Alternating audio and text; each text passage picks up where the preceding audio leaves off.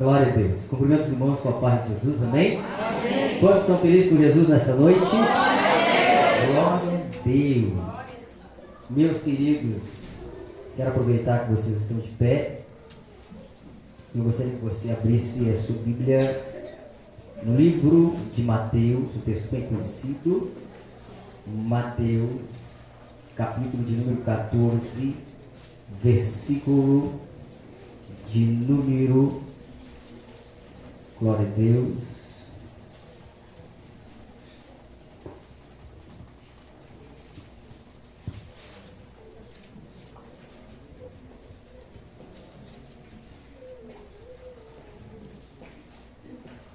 Mateus 14, versículo de número 22, amém? Amém. Glória a Deus.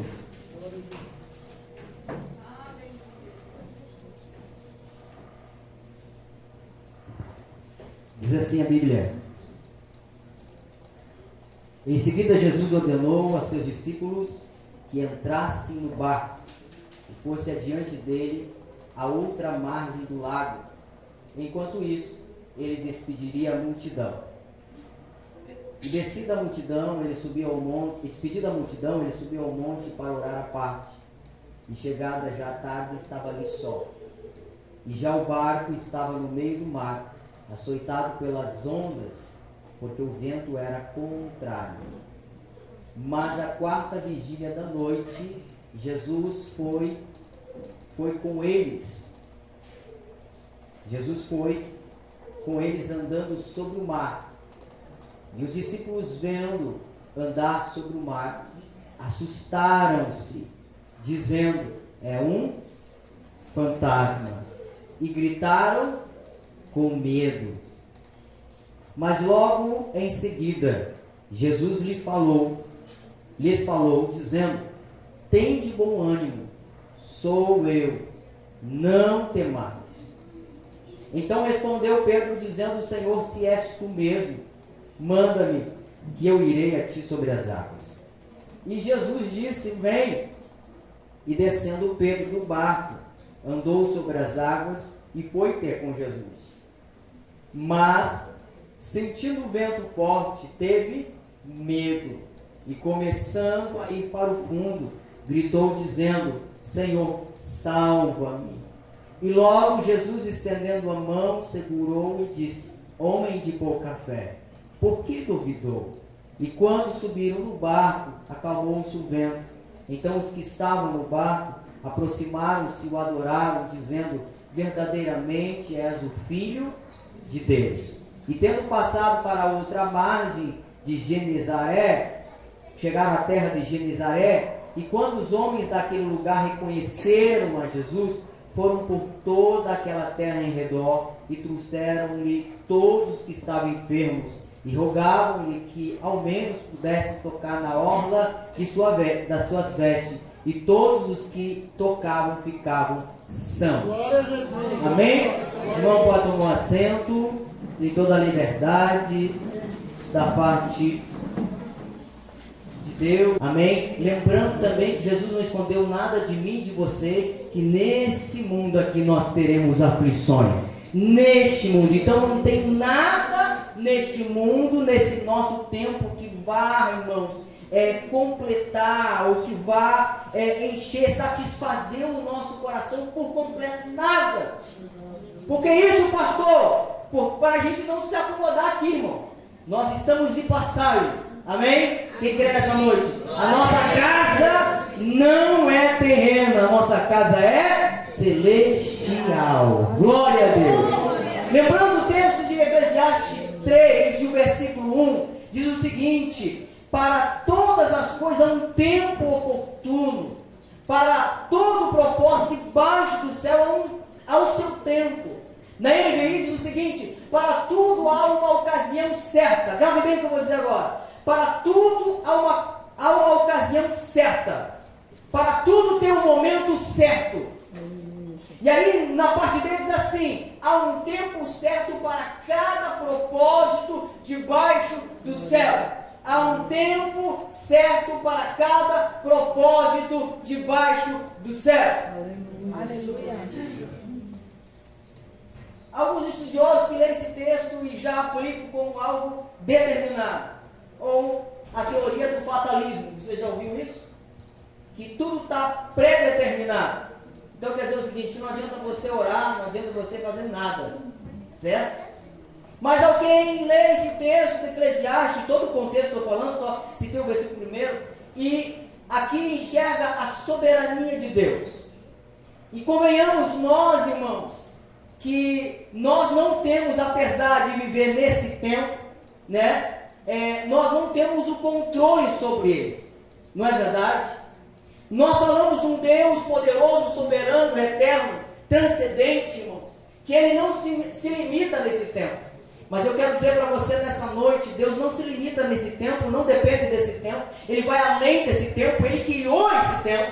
Mas deixa eu falar algo para você nessa noite, irmãos, Ele opera e opera nesse tempo, porque sabe que eu e você somos limitados a esse tempo. Está entendendo? Deus sabe que somos limitados nesse tempo. E aí você sabe que a Eclesiastes vai dizer que nós nascemos, tem um tempo de nascer, tem um tempo de morrer, tem um tempo de viver feliz, tem um tempo de tristeza, tem tempo. E por que Deus faz isso? Em contrapartida, eu entendo, irmão, que nós não temos o controle. Mas Deus também, irmãos, nas entrelinhas não explica. Porque a verdade é que a Bíblia vai dizer, irmãos, que não adianta a gente se preocupar, porque nós não vamos acrescentar nada, nem tirar nada. Por isso que a Bíblia diz, não andeis ansiosos com o dia de amanhã, basta cada dia o seu próprio mal. Então, pastor, o que nós temos que fazer? Nós temos que aproveitar o tempo. Que isso, pastor? Por isso que você vai entender o porquê eu li o texto conhecido lá em Mateus, e eu vou mostrar aqui, Pedro, mais conhecido como Pedrão, né, aproveitando a oportunidade. Amém? Eu quero extrair aqui nessa noite, eu quero ser didático também, mas eu estou aqui à vontade, irmãos, deixando o Espírito Santo conduzir, amém? Em nome de Jesus, para que nós possamos entender o que Ele tem para nós hoje, aprender e aplicar na nossa Bíblia. Amém? Quem lembra daquele texto em Efésios que diz o seguinte, para nós remir o tempo. Por que remir o tempo? Porque os dias são maus. Remir o tempo, porque os dias são maus.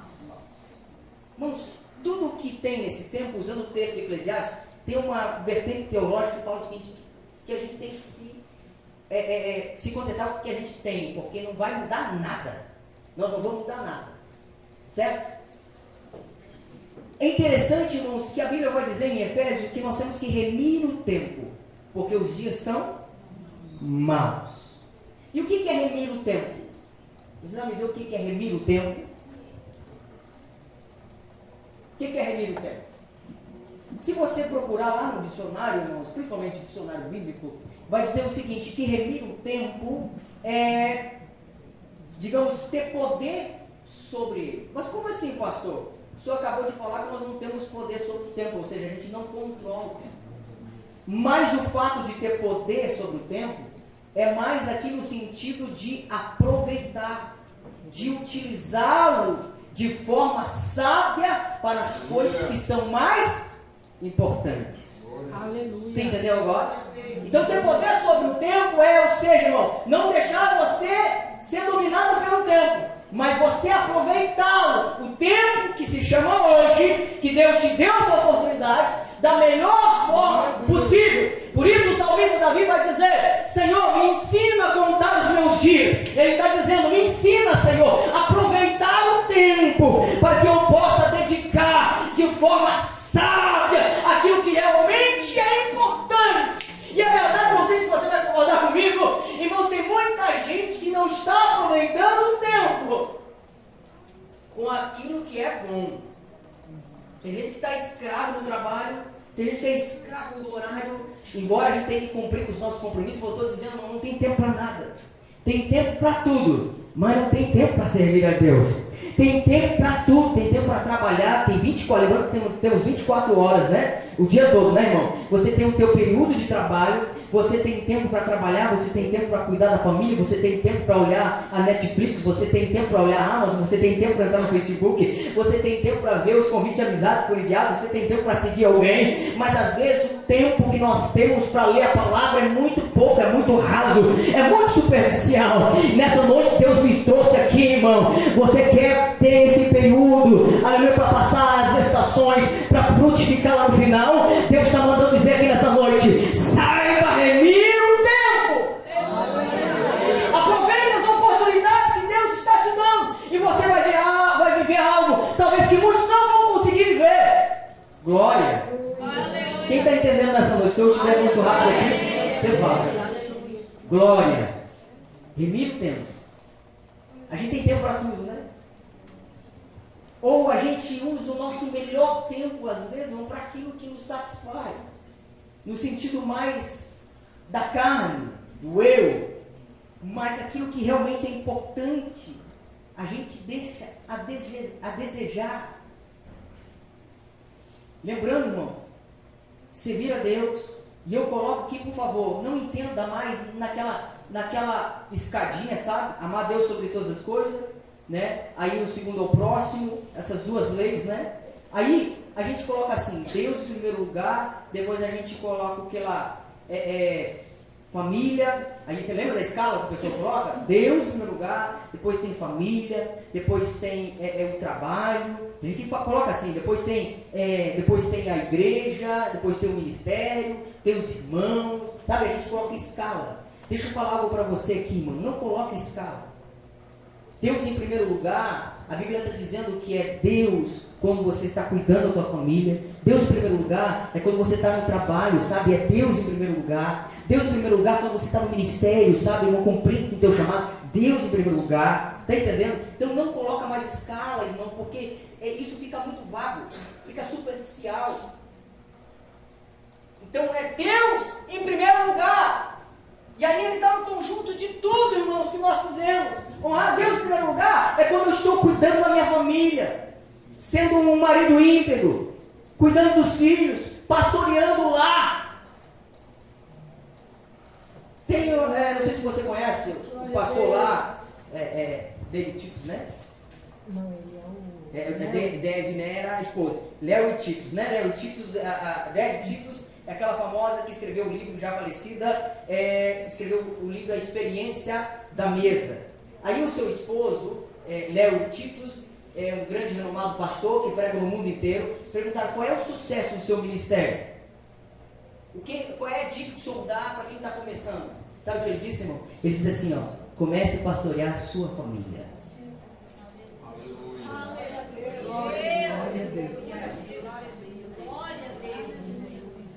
E quando você pastorear a sua família e ter sucesso na família, ministério é consequência. Primeiro ministério, irmão, casa. Agora, se eu não pastoreio a minha família, minha esposa, meus filhos, como é que eu vou cuidar das coisas de Deus? Pastoreie a sua casa. Aleluia! Tem muita gente que não fala de Noé pregou 100 anos. E aí tem gente assim, mas quem ouviu a pregação dele? Não é ninguém entrou na arca. E eu acho um dos melhores pregadores, sabe por quê? Entrou ele na arca e toda a sua família. Eu quero entrar no céu, mas eu quero ver a minha família lá. Meu ministério vai ter valido a pena. Agora eu entrar com a minha família e entrar com a igreja de Cristo, levanta a mão para o céu. Uma gandaraba chega. Glória! Aleluia! Aproveita o tempo! Aleluia! Aproveita o tempo, e é difícil, irmão. Mas eu vejo que é algo que Deus usa, esse tempo que Deus usa para nos lapidar, para nos transformar, para nos tornar a estatura perfeita, varão, como Cristo foi perfeito. Aleluia, Jesus. Família, a gente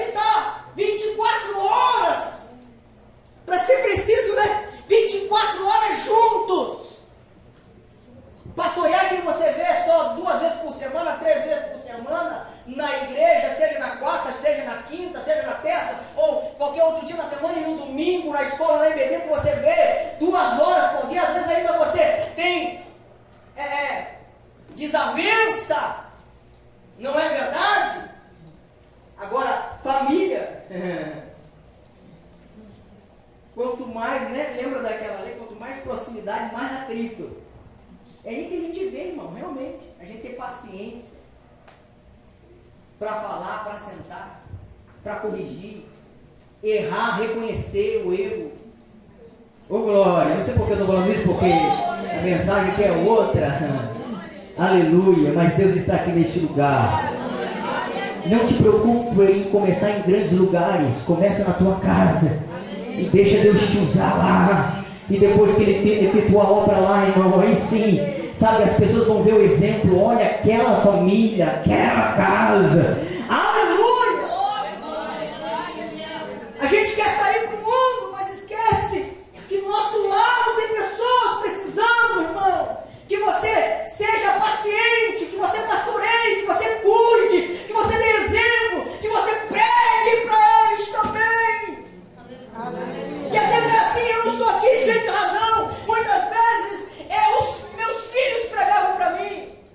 Muitas vezes a minha esposa pregava para mim. Muitas vezes as minhas atitudes pregavam para mim. Opa, mas como é que eu tenho paciência na igreja, mas não tenho paciência em casa?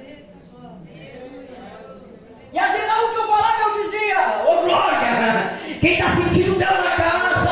Porque isso aqui, às vezes eu falava algo, dizia: opa, mas não é assim que eu prego. Aí, sabe quando o Espírito Santo está, irmão? É maravilhoso. É lindo ver a ação do Espírito Santo, irmão. Porque quanto mais próximo de Deus, mais os nossos erros a gente enxerga. Tem gente que acha que quanto mais próximo de Deus, mais espiritual você se torna. Engano seu, porque quanto mais perto da luz, mais as porcarias a gente enxerga, mais os lixos a gente enxerga. Lembra daquela mulher que perdeu a moeda? Lembra? A dracma perdida. Lembra o que ela fez? Ela acendeu o quê? A luz. E depois que ela acendeu a luz, o que ela acha? Sujeira. E aí a Bíblia diz que ela vai varrer a casa. Oh glória! Deus está nos dando oportunidade, irmãos, ainda, sabe? Deixa a luz acender lá dentro da tua casa. Eu estou falando com casa aqui, deixa a luz acender, irmão. E não tenha medo de mostrar as mazelas, não tenha medo de mostrar aqueles lugares escuros que você tem vergonha. Aleluia, deixa Deus mostrar para você. Aí você vai varrendo, Deus está dando uma oportunidade. Você vai varrendo e vai enxergando aquilo que precisa ser mudado, aquilo que precisa ser lapidado. Oh glória! Aleluia! Sabe por quê? Por que o Senhor está falando isso, pastor? Porque o tempo da limpeza, o tempo do cuidado é hoje, para que um dia a gente venha florescer, glória! O tempo da cura hoje, o tempo da libertação hoje, o tempo da transformação é hoje, irmão. Nós estamos no processo. Pastor, por que Deus usa o tempo? Porque nós estamos no processo. Nós estamos no processo de conhecer Ele melhor. Nós estamos no processo de olhar para nós e entender que nós não podemos se auto-justificar, não. Nós temos que entender que somos falhos, que carecemos da sua graça e misericórdia. E graças a Deus, que a Bíblia diz que a sua misericórdia se renova a cada manhã. Glória! Talvez você veio hoje à noite dizendo assim: eu quero uma palavra de vitória, eu quero uma palavra que o pastor venha liberar, que eu venha sair com a minha bênção na mão. Você vai sair com a tua bênção na mão entendendo, aleluia, remir o tempo, aproveitar o tempo, porque os dias são maus. Então esse tempo que você vai aproveitar hoje é abrindo o teu coração diante de Deus e colocando as tuas necessidades, as tuas facilidades diante dele, e aí Ele vai trazer resposta para a tua vida, para a tua casa. Glória! Aleluia! Aleluia! É bom a gente ouvir aquelas pregações. Toma chave lá e cai carro na cabeça, e cai casa na cabeça. Né, irmão? Ei, irmão, a melhor coisa é a gente entrar aqui e ser moldado, ser transformado. Sabe qual é o milagre? Deixa eu falar. Calma aí, deixa eu falar. Sabe qual é o milagre, irmão? A gente entra aqui pedindo, sabe, um monte de coisa para Deus. Mas o maior milagre é a gente entrar aqui e sair diferente, com o nosso coração quebrantado, com o nosso coração contrito. E eu sei que a Bíblia diz que Deus não despreza. Sai humilde. Aleluia. Aleluia, Jesus. Aleluia.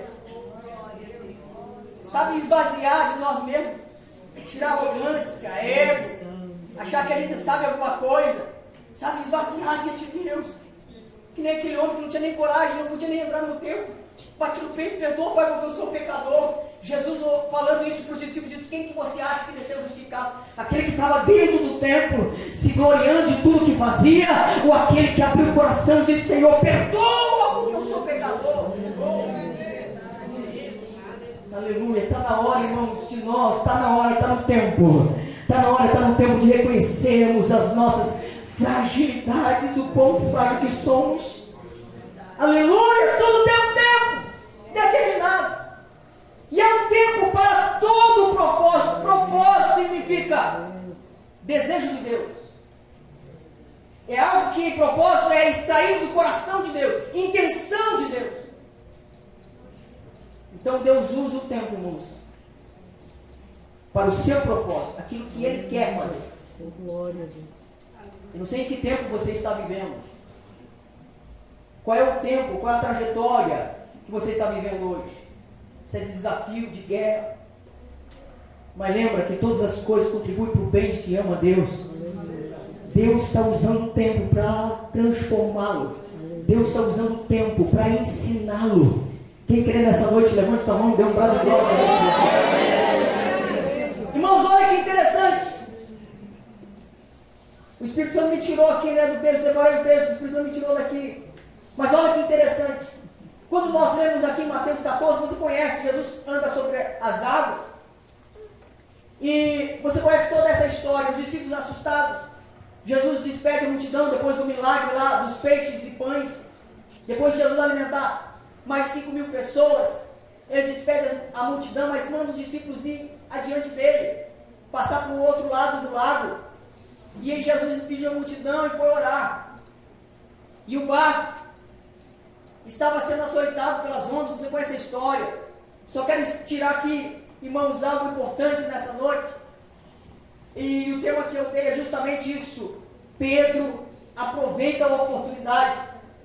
Irmãos, e aí a Bíblia vai dizer que eles estavam no meio do mar, no versículo 24, açoitado pelas ondas, porque o vento era contrário.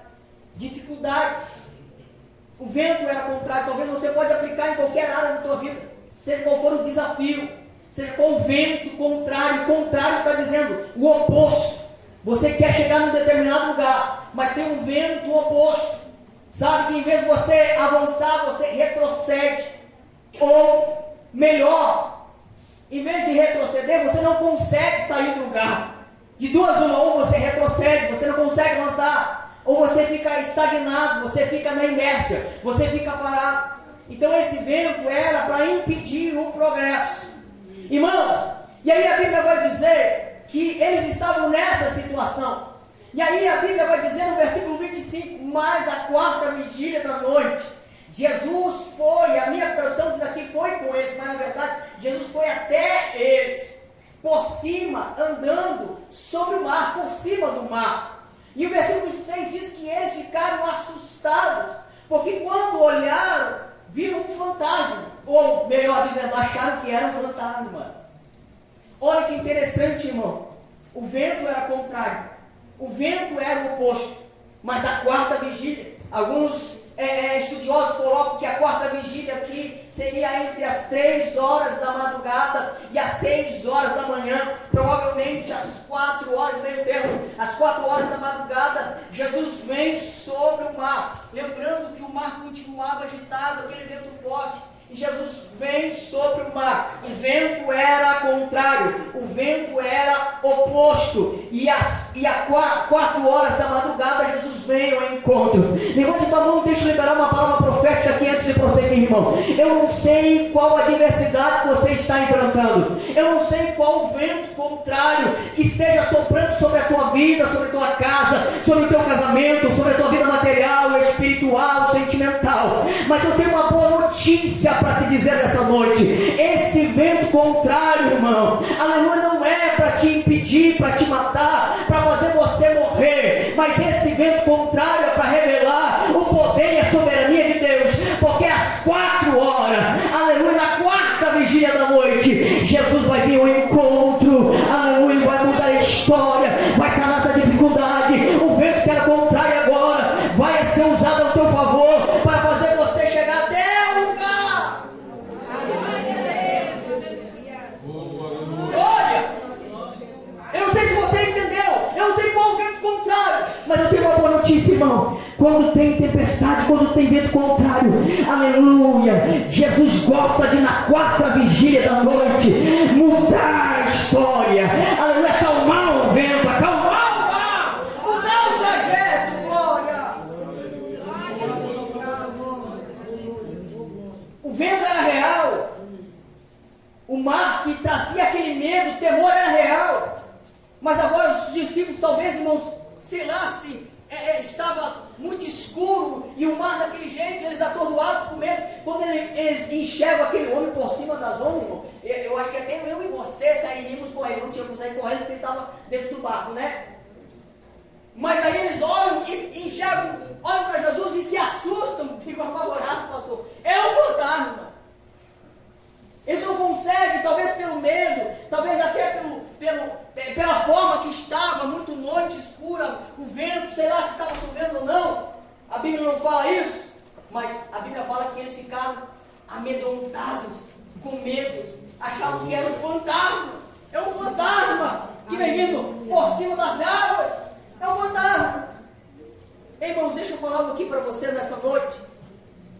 Muitas vezes na nossa vida, irmãos, tudo que está acontecendo ao nosso redor, e principalmente com os nossos olhos carnais, aquilo que a gente enxerga, que a gente pode, sabe, enxergar, as dificuldades, os desafios, os problemas, tudo está tão real, está tão evidente na nossa vida. Tudo está tão real e tão evidente, irmão. Mas Jesus, às vezes, não está tão longe. Ou, de repente, parece até uma miragem. Tudo é real. Problema real. A dificuldade financeira é real. Os problemas familiares é real. Talvez problemas emocionais são reais. Os desafios dos dias a dias são reais. Mas só Jesus que é miragem. Nessa noite o Espírito de Deus me trouxe aqui, irmão. Aleluia. As adversidades que você está olhando ao teu redor são reais.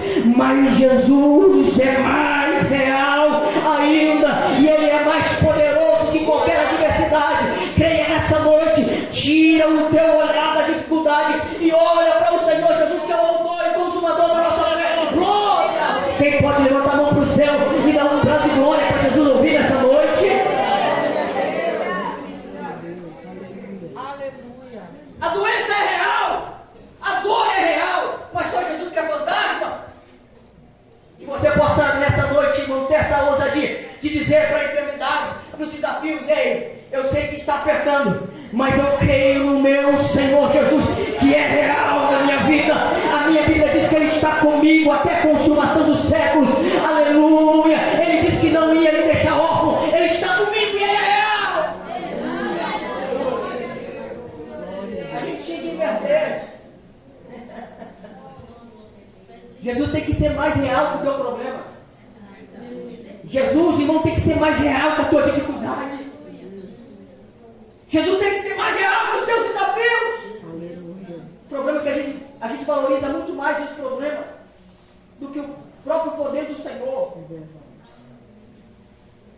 Certa feita eu tinha um conhecido lá no Rio Grande do Sul, e a gente sabia que ele estava muito ruim, muito mal, e ele já tinha tentado com vários médicos sanar o seu problema, e a gente chegou e falou para ele assim: olha, vem assistir um culto, tal, Deus faz milagre, tal, sabe? Aquilo que a gente tem no nosso coração, de ver Deus operando, maravilhas, e a gente crê porque é real. Quem crê nessa noite que Jesus é real? Aleluia. E aí ele disse assim: não, esse problema nem Jesus pode resolver. A diversidade se torna mais real, mais poderosa no Senhor que a gente serve. A gente vê, irmãos, aqui dentro, a fé do cristão é essa. Num Deus, irmãos, que pode fazer criar do nada todas as coisas. A fé de Abraão era um Deus, irmãos, que do nada faz surgir as coisas, ele cria do nada. A fé de Abraão era um Deus, irmãos, que ele faz ressuscitar os mortos. Essa fé é minha e tua. Mas às vezes, diante do problema que para nós é tão real e tão grande, a gente olha para Jesus e parece que ele vira um fantasma, uma miragem. Mas eu quero dizer para você nessa noite, eu quero convidá-lo nessa noite para olhar para Jesus. Aleluia, e ver que Ele é real. Ele é real. Ele é real. Jesus é real. Pedro ouve a voz de Jesus, ele reconhece a voz do Mestre. Pedro aproveita a oportunidade. Pedro também, irmãos, usa a sua fé. E essa fé é uma fé extraordinária, sabe por quê? Quando Jesus fala para ele que a fé vem pelo ouvir da palavra, não é verdade? Quando Jesus fala com ele, essa fé extraordinária brota no seu interior. E aí eu coloquei o seguinte, é uma fé, irmãos, é uma força espiritual baseada em uma convicção interior de que não precisa da confirmação das circunstâncias exteriores para que funcione, mesmo que a circunstância ao nosso redor indique o contrário. Está entendendo, irmão? Lembra de Sadraque, Mesaque e Abednego quando foram lançados na fornalha? Você lembra? Só resumir aqui rapidinho. Você lembra? Aí, vamos tocar de novo, a buzina, os instrumentos. Vocês adorem aí a estátua, tá bom? Eles falaram, olha, acerca disso não precisa a gente responder. O senhor sabe que a nossa fé é convicta naquele que pode todas as coisas? Então, isso nós não vamos adorar. Agora tem um detalhe. Deus, se Ele quiser, nos livra. Deus pode nos livrar. Se Deus quiser, Ele pode nos livrar. Mas mesmo que não nos livre, nós vamos continuar adorando. Seja no fogo, seja no fogo, seja na adversidade. Quem está entendendo? Não importa o que aconteça, a minha fé é convicta.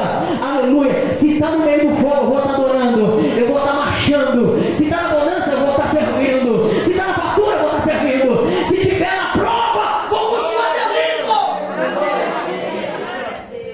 Você sabe o que acontece? Lanço ele mesmo na fornalha, aquecida 7 vezes mais. Mas daí, de repente, algo acontece. Não é mais 3, agora são 4. Ali, está entendendo? Está entendendo? Quem está entendendo nessa noite? Pedro coloca uma fé especial, e eu sei que essa fé especial é essa fé que está lá em 1 Carta aos Coríntios, no capítulo número 12, versículo de número 9. É uma fé extraordinária, que nem todo mundo tem. Nem todo cristão vai ter essa fé, irmão. Não estou falando da fé salvífica, é a fé para você viver algo extraordinário. Não que você precisa viver algo extraordinário para crer, mas tem gente que vai viver. A Bíblia diz que os sinais serão aqueles que crerem. Talvez tem gente que aqui, não, pastor, eu não preciso ver nada, eu creio no Senhor Jesus, eu quero morar no céu. Amém, glória a Deus por isso. Agora tem gente que tem uma fé extraordinária que vai viver coisas que os outros não vão viver. Foi o caso de Pedro. Imagina os pezinhos em cima da água. Tchau, tchau, tchau, tchau. Eu fico pensando, acho que nem a roupa molhou. Nem as meias molhadas, né? Nem a sandália de couro molhada. Imagina, irmão. Aí, irmão, Pedro ouviu a voz do Senhor, aproveitou a oportunidade. Pedro usa essa fé extraordinária. Pedro agora é ousado. O que é ousado, pastor? Ousadia aqui que eu estou usando não é no sentido negativo. É aquela pessoa ousada de se intrometer. Mas a pessoa ousada é qualidade ou característica de quem é corajoso. Aquele que fala o que ninguém quer falar. Aquele que se posiciona quando ninguém quer se posicionar. Irmãos, vamos sair da inércia. Levanta a mão para o céu. Aleluia. Entendeu? Os homens de coragem, os homens de ousadia nessa noite. Aleluia. O que está faltando na igreja? O que está faltando hoje? Está faltando evangelização? Então eu vou aqui chegar para o pastor e dizer: pastor, me posiciono aqui nessa noite, porque eu sou ousado. Se tiver que bater em porta, eu vou bater, glória. Hoje a gente senta e a gente é mais espectador, irmão. A gente está acomodado como um auditório, só ouvindo palavras bonitas e recebendo. Mas Deus, irmãos, nos chamou não é para ficar acomodado. Levanta a mão. Eu quero liberar uma palavra profética. Tu quer ver as coisas mudar lá na tua casa? Tu quer ver as coisas mudar na tua vida? Então seja ousado. Começa a fazer aquilo que Deus colocou no teu coração. Começa a agir. Começa a vir no grupo de oração. Começa a evangelizar, glória. Os crentes viraram crente nominal. É só nos cultos de domingo, é só o culto de quarta.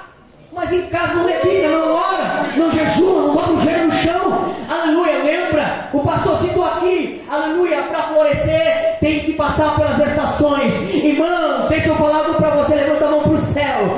Quer ver a vida mudar? Então bota o joelho no chão, bota a vida em consagração. Aleluia, começa a ler a palavra, meditar nela de dia e de noite. E você vai ver que aonde você pisar, Deus vai prosperar.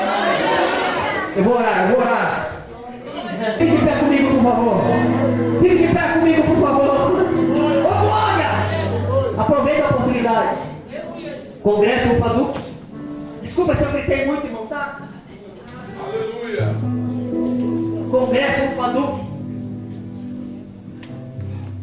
a gente está reunidos aqui, ouvir a palavra de Deus, ouvir a adoração, como já ouvimos. Mas nesse momento, irmãos, eu convido para que eu e você nessa noite, sejamos sinceros diante de Deus. Talvez tem pessoas que Deus está dando oportunidade aqui, Deus quer mudar a tua história, Deus quer mudar a tua vida.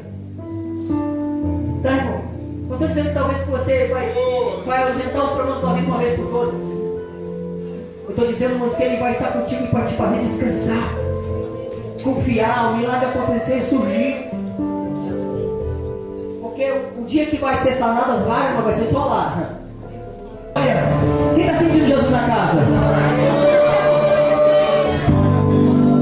Cada dia que a gente está na presença é uma oportunidade. Grava para você não se esquecer, irmão. Cada dia que a gente está na presença dele é uma oportunidade para viver um de repente de Deus. Talvez tem pessoas que vieram hoje aqui, que vai acontecer um de repente de Deus. Deus vai visitar você naquela hora. Talvez você achava que estava tudo perdido. Deus está visitando